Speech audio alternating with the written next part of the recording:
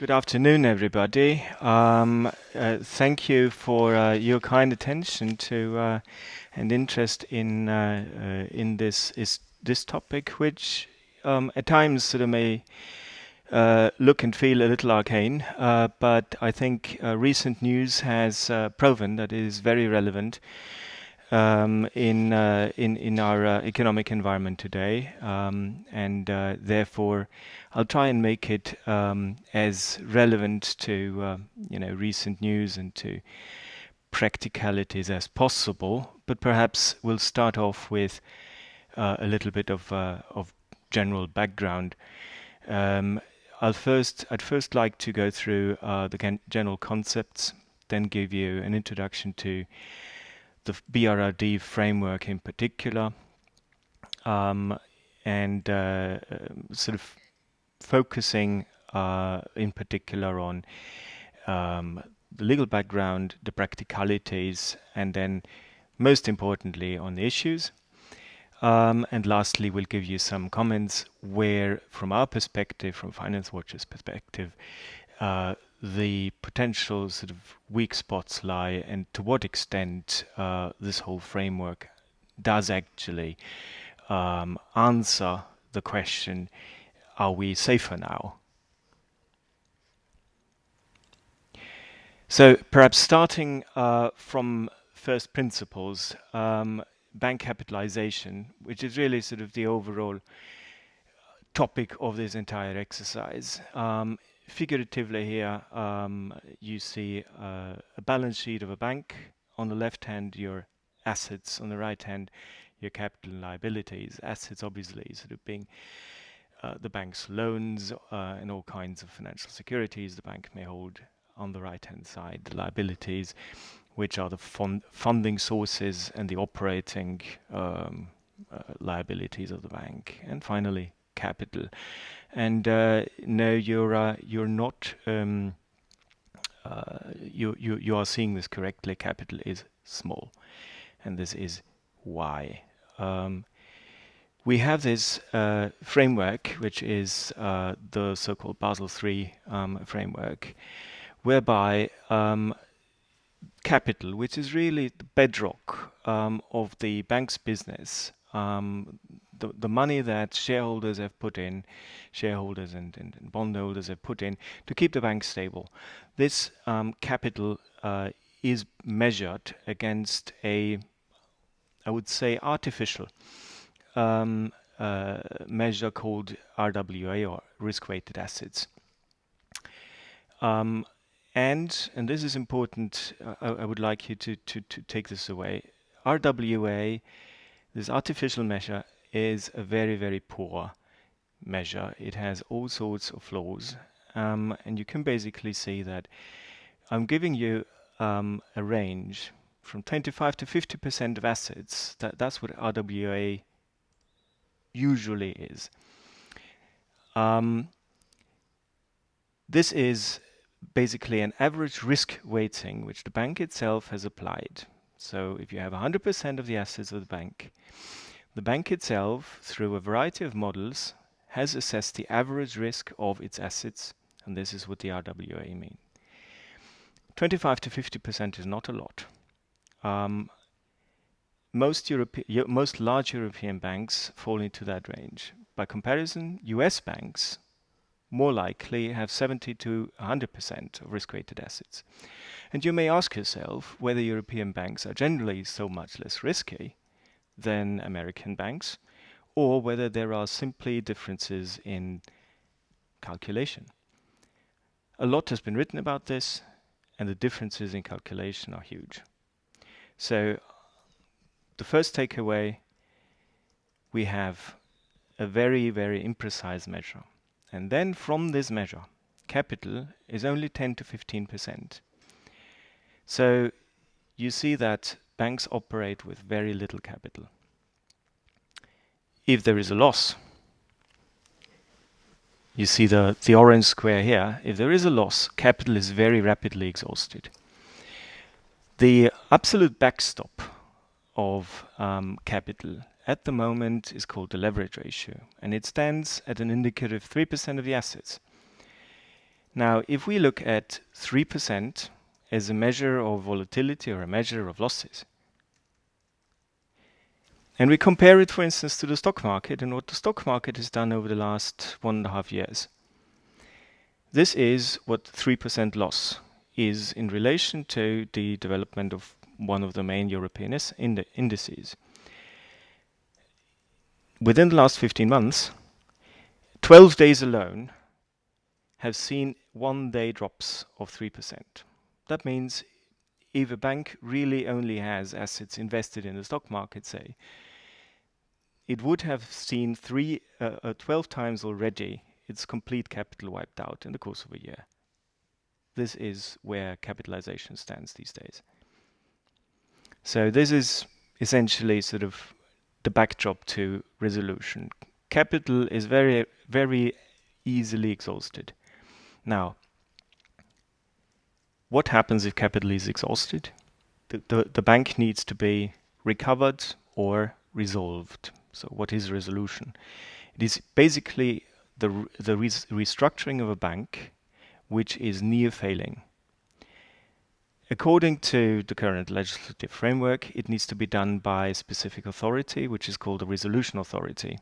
That's either a European authority, like the Single Resolution Board, or a national authority, for instance, the Bank of England. And restructuring or resolution is done using a specific set of resolution tools, which we will come to later. The idea of resolution is to prevent the systemic shock. And systemic shock basically is the contagion from one bank to the next, the domino effect that we've seen in the large crisis 2007, 2008. Secondly, what we've also seen in 2007, 2008, taxpayers had to foot the bill by means of a bailout. Bailouts have created huge levels of debt across a variety of European economies, have cost the European taxpayer billions of euros, and therefore the next important objective, of course, is to prevent these bailouts from happening again.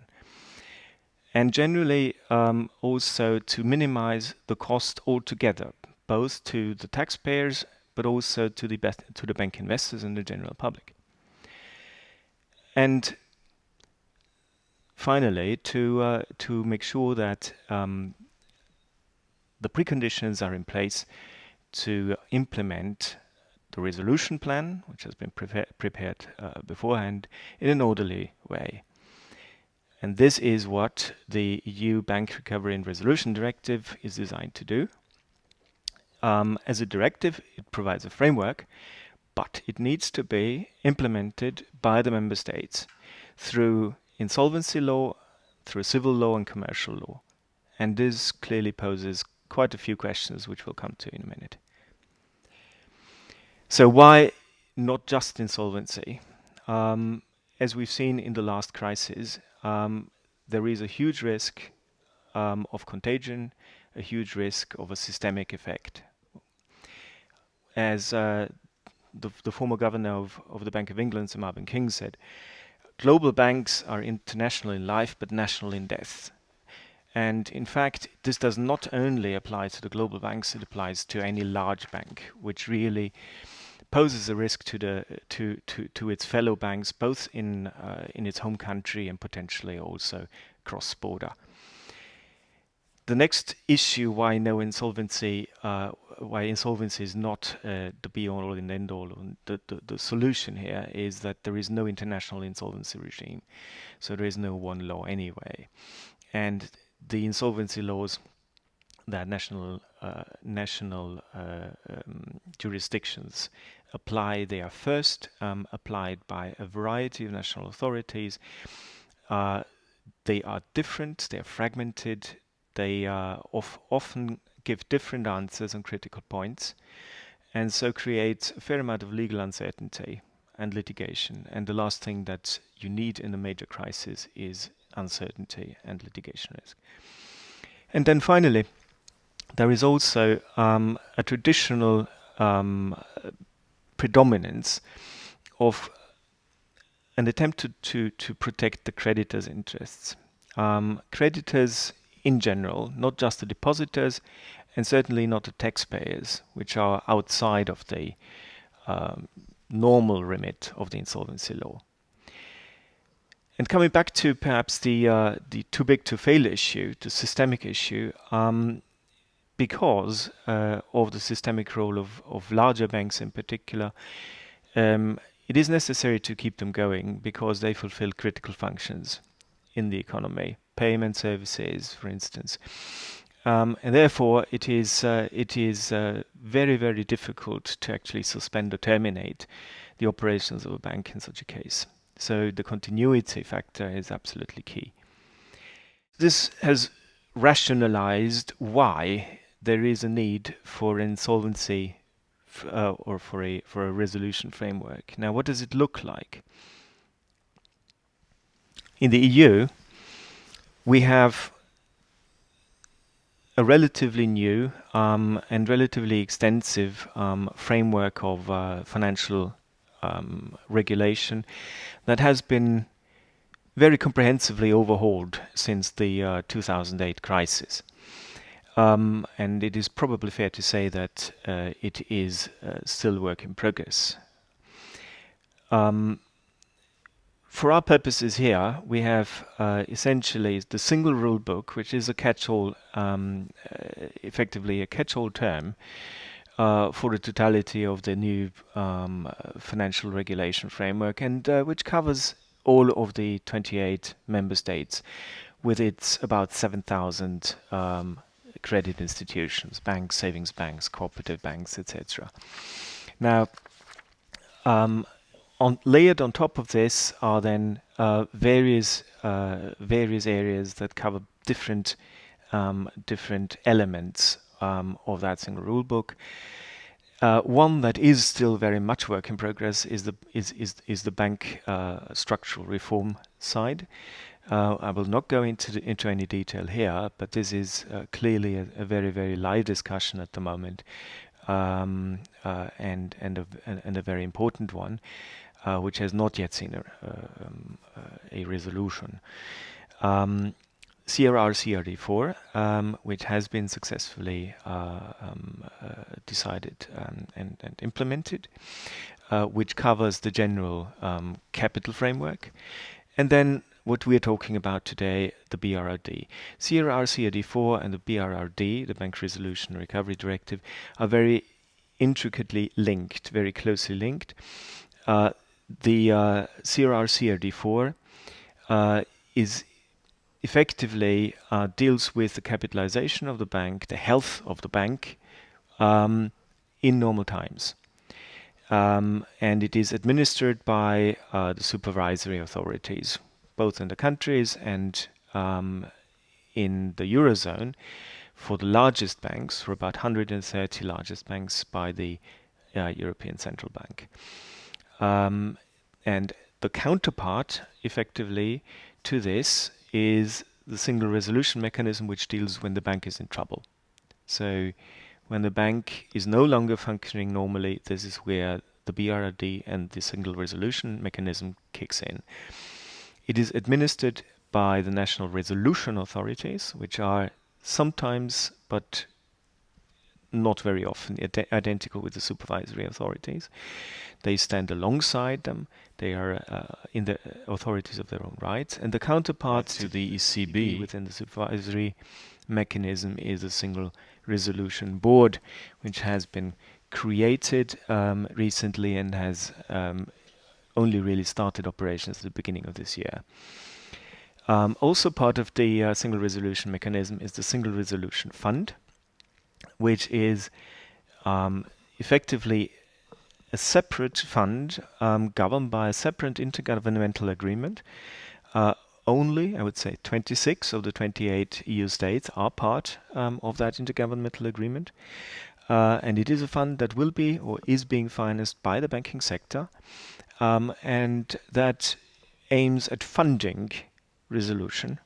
It aims at providing the capital to keep banks afloat until they can be restructured, until the resolution can can be put in place. So we've got these two pieces here, the EU banking union just for the Euro 19 and the single rule book.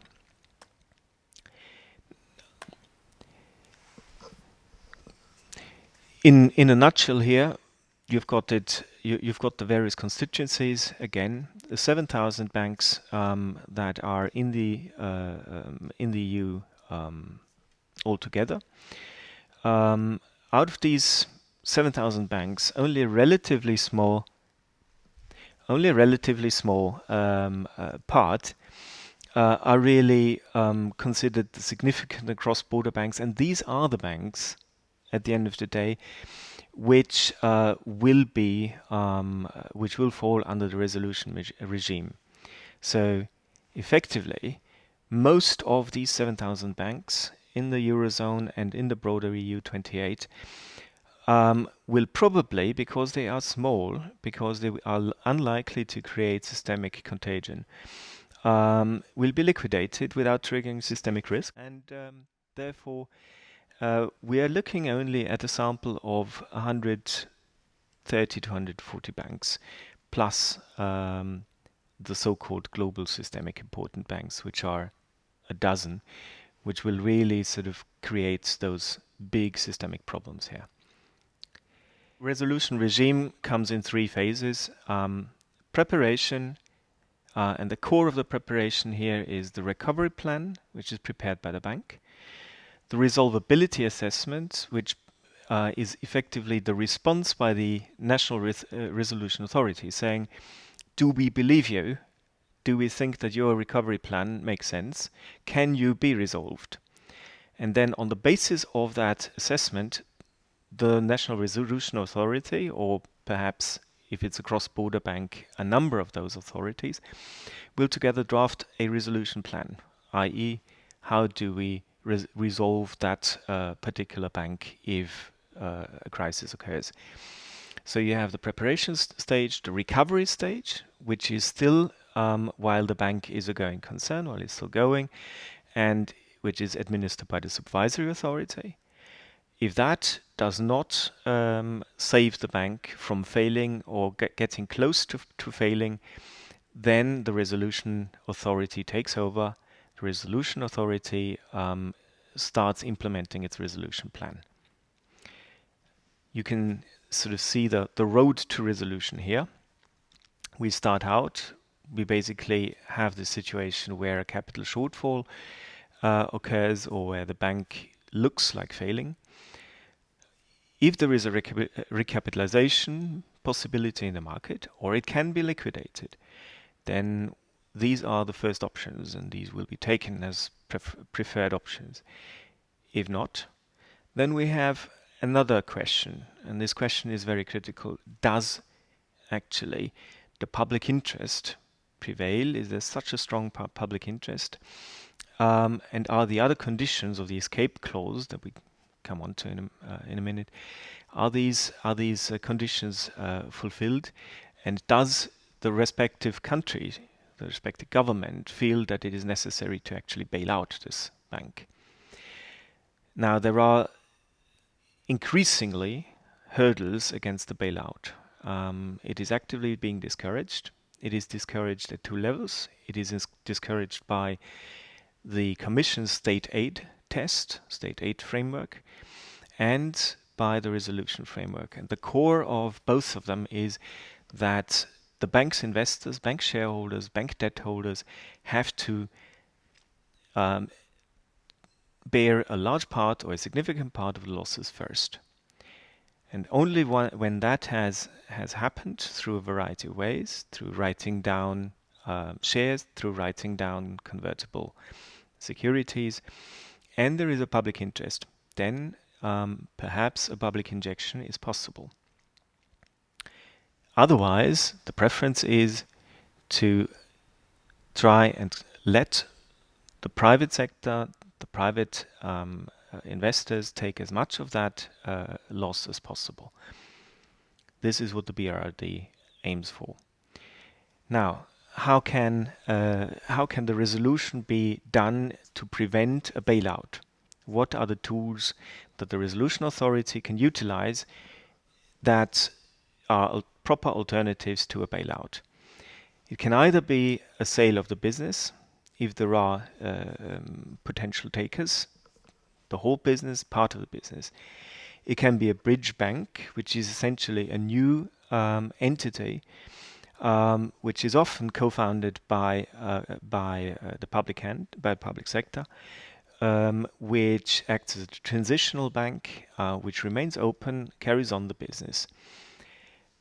There is the asset separation tool, which effectively sort of means taking out the toxic assets into a separate vehicle and letting the remaining bank carry on.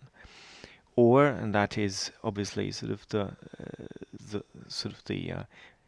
I would say most controversial, newest of these tools, the bail-in tool, which effectively saddles debt holders and equity holders with a large part of the losses, and then aims at either implementing one of the other tools or to liquidate the remainder of the bank. Now, there are guiding principles here. First of all, clearly, depositors need to be protected, and also several privileged creditors need to be protected, like secured bondholders, etc. Very importantly, also, no creditor should be in a worse position than if the bank were liquidated.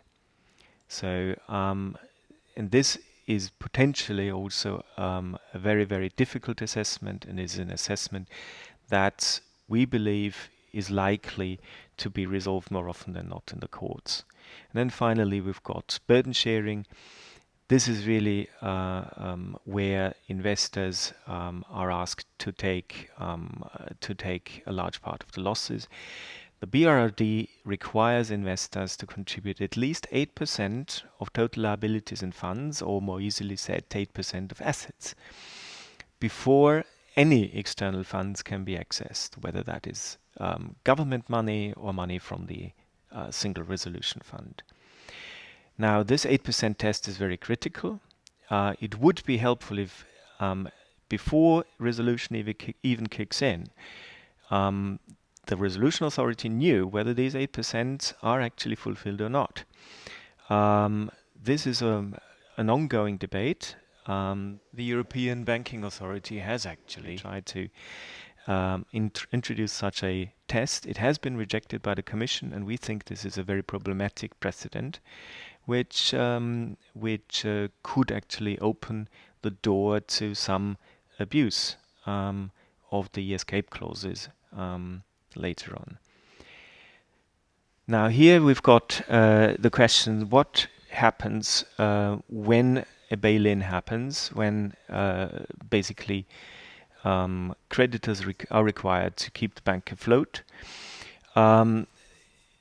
There are standards in place, two levels of standards, a global one and a EU one, which prescribe how much bail-inable debt there has to be out there.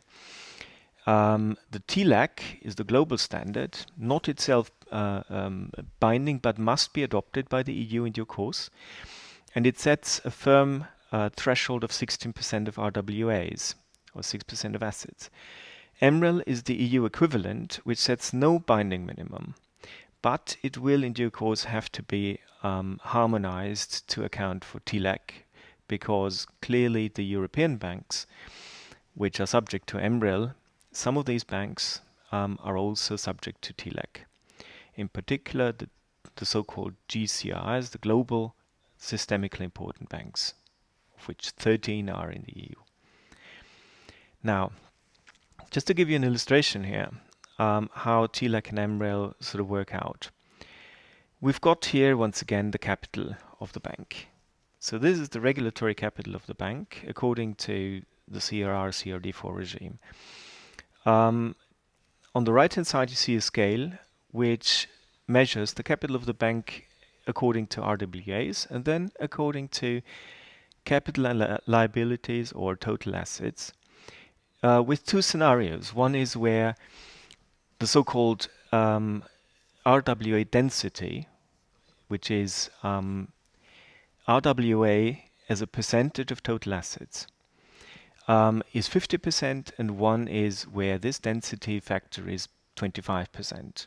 I've mentioned to you earlier that for the large European banks, most of them have an RWA density factor between 25 and 35%.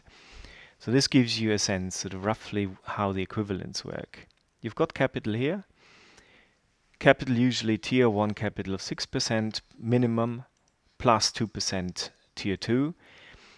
All in all, 10 to 15% is generally sort of where these large European banks stand. On top of this, TLAC for the largest banks requires the 16 to 18%, 16% starting in 2019, 18% starting in 2022. So that's as a percentage of RWA. You see that on the right-hand scale. How does that compare then to your actual total assets? Even at the 18 or at the 16% level, a bank with 50% RWA density, and that's already pretty high, has only will only just fulfill the 8% criterion that we talked about earlier. So the 8% threshold, burden sharing threshold that we talked about, that is required by the BRRD is actually quite high. And if you look at the right-hand side to the 0.25 RWA density, then you will find that the 8% are just absolutely off the scale at the 18%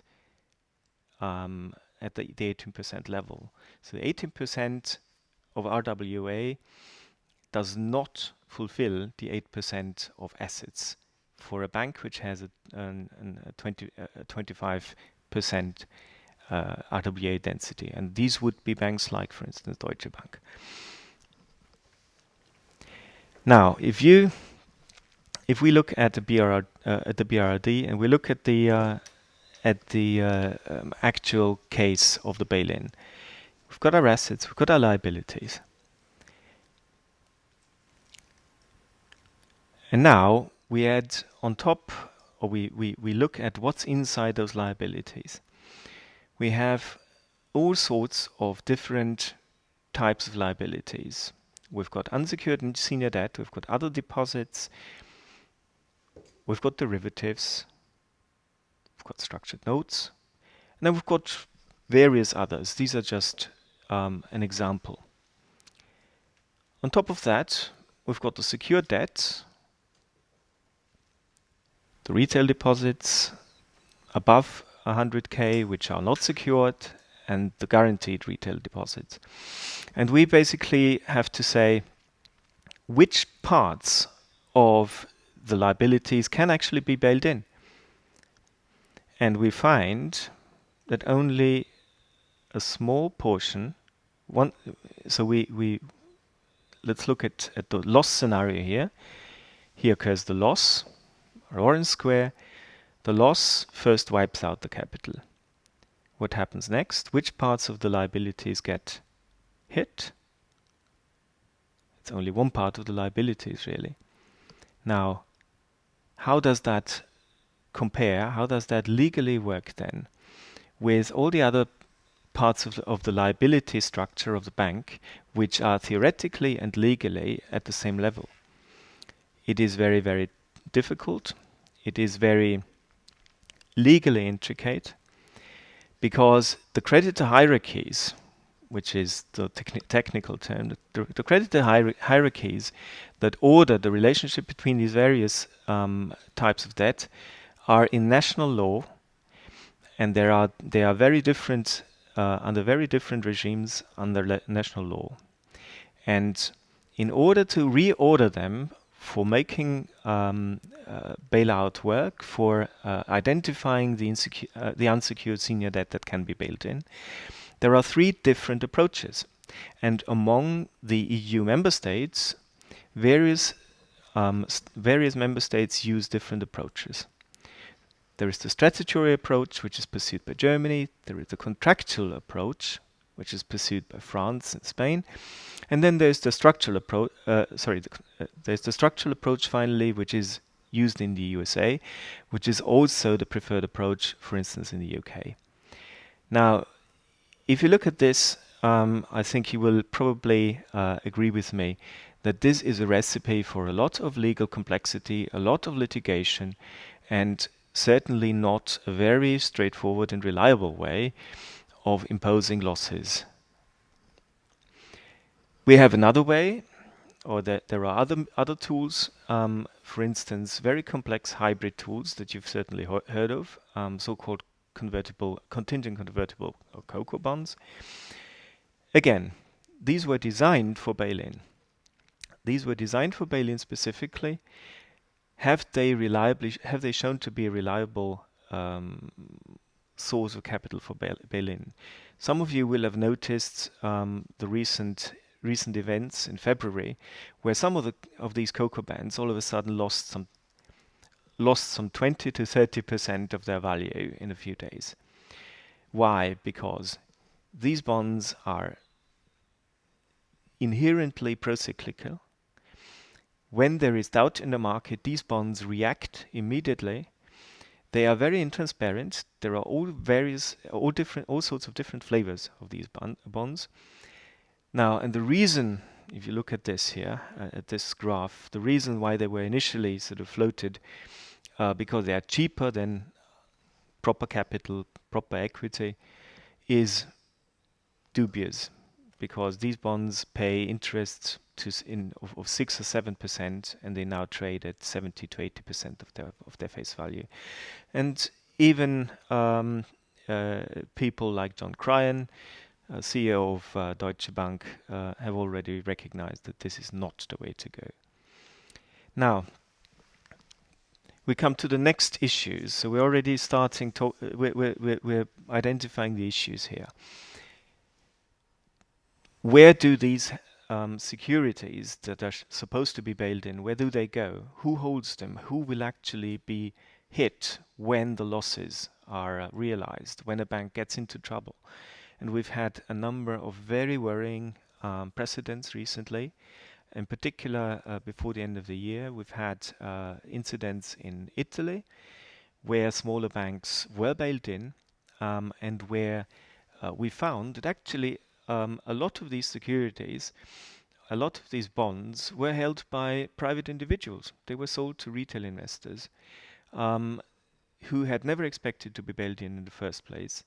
And there were some very dramatic situations. Apparently, people even committed suicide as a result of losing their life savings as part of this bail-in.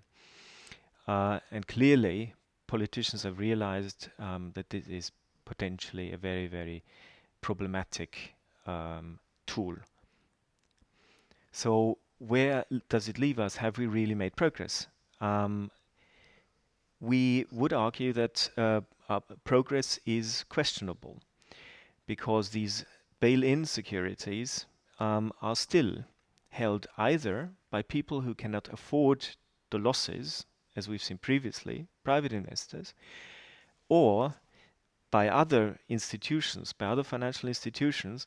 And then we're back again to the systemic problem, because these financial institutions are precisely those financial institutions who will create contagion, who will infect one another in the case of a crisis, and create a systemic effect.